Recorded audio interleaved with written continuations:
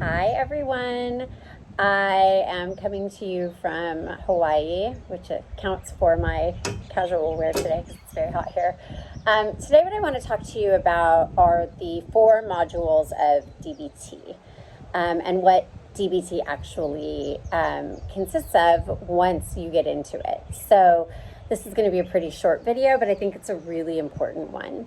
So in DBT, we teach skills once you get through pre-treatment and you start skills class. And we do call it skills class, not skills group. And that's because the groups that we run are not therapy groups. They're not process groups or support groups. They are didactic skills classes where we are following the 24 to 26 week syllabus that Marsha Linehan set forth. We have a manual that we do worksheets and handouts from, and we also assign homework. So when you enter into a comprehensive high fidelity DBT skills class, there should not be any process at all. People should not be talking about behaviors they're engaging in, what's going on in their lives, things like that.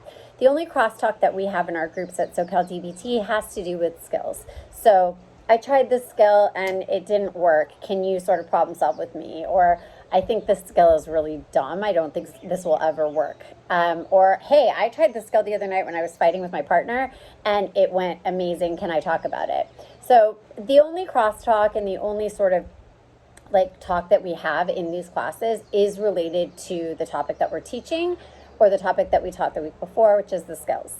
So the skills are taught in 4 different modules. And once people start to really learn the skills and use them, my favorite thing to tell people is you can really start seeing how they layer on top of each other and how you can start using multiple skills in each situation that you encounter. So the first module is mindfulness, and mindfulness skills are at the core of DBT and we're using them all the time. So in DBT, we teach what is called subjective units of distress. So you might hear your DBT therapist or your DBT skills class leader refer to the SUD scale.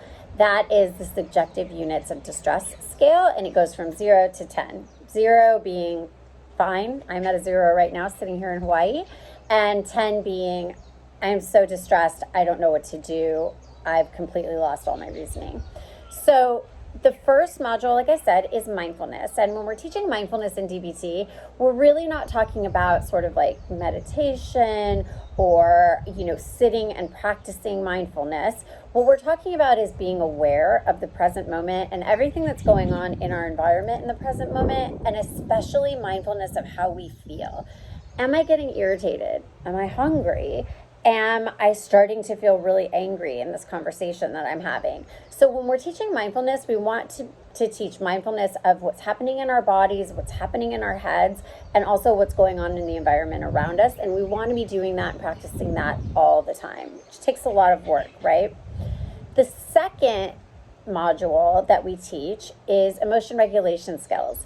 So emotion regulation skills we're usually going to use when we're somewhere on a 4 to 6 on the subjective units of distress scale. So if you're asking yourself, like, where am I at? And you feel like, I'm sort of like at a 5 right now, I'm feeling kind of aggravated, or I'm starting to feel like really sad, that's when we jump into emotion regulation skills. And these are skills, like we said, that help regulate emotions. They're not going to probably make you feel better, but the skills that we use in emotion regulation usually help us to tolerate and get through the feeling that we're feeling without acting out on it. When we jump from 7 to 10 on the distress scale, we're going to jump into distress tolerance skills, or a special subset of distress tolerance skills called crisis survival skills.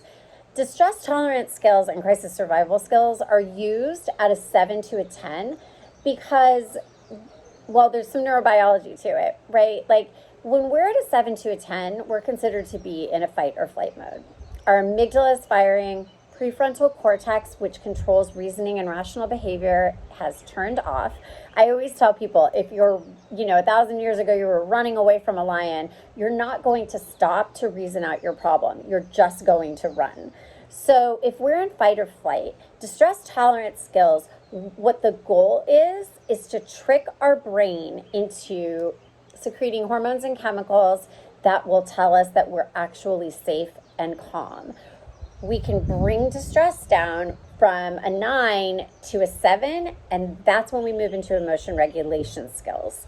And what we do when we skills coach clients is we try to get them to a place on the SUD scale where they've used skills enough to a place that they haven't acted out on them or acted out in impulse urges or emotion-driven behavior in a way that's made things worse.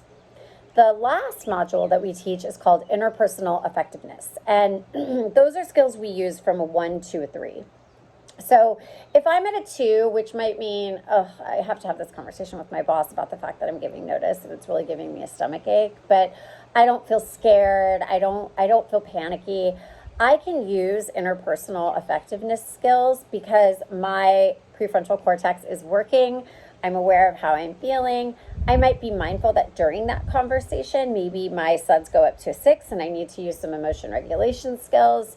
But we always want to make sure that when we're having conversations with others or asking for things we need, or we're having a conversation where we're talking about something that makes us uncomfortable or we need to ask someone for something, we always want to make sure that we're at a 1 to a 3.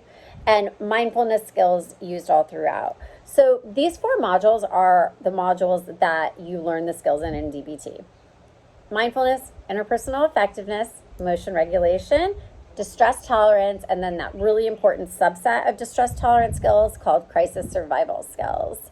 If you walk into a DBT skills group or someone that says they're running a DBT skills group and they're not following Linehan's syllabus, or there is process going on in that group, you know you are not in a DBT skills group that's being run adherently.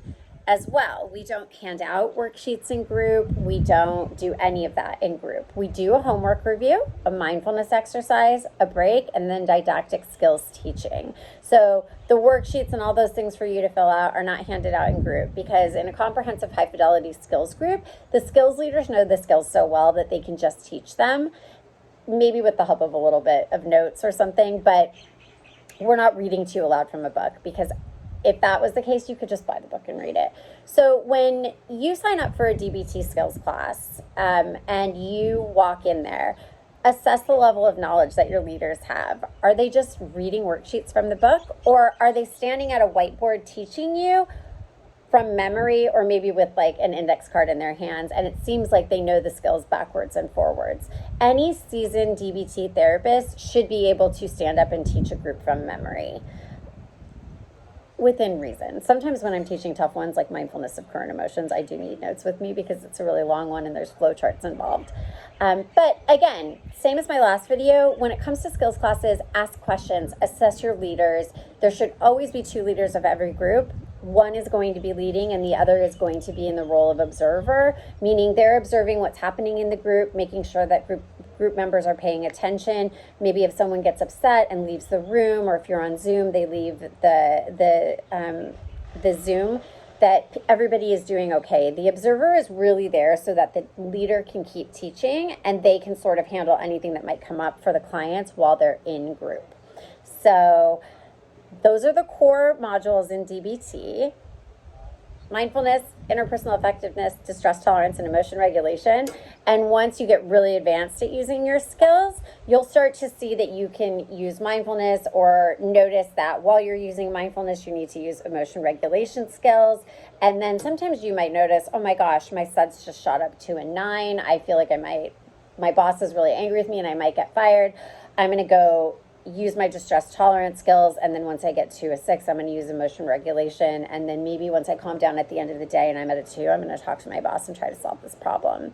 So the last thing I want to say about all of these skills is that the skills are not there to make you feel better. And I know that's a really hard thing to hear, but it's one of the things that I think is most important for people to realize. Because often when people start DBT, I will get a text or a phone call saying, I'm doing the skills and they're not working. And if your definition of the skills working is that your anxiety is going to magically disappear, or your sadness is going to go away, or your anger at a person who wronged you is going to, just sort of disappear, That's not going to happen because feelings don't work like that. So you might still be feeling the distressing feeling, but we know if you haven't acted out impulsively in emotion-driven behavior, or you haven't engaged in a behavior you're trying to decrease because of how you're feeling, then the skills have worked. And there are times it makes you feel better. And I always tell people that's a really happy coincidence, and I love it when that happens. But the skills are there so that you don't make things worse. I hope that helps everyone, and have a magical, wonderful day.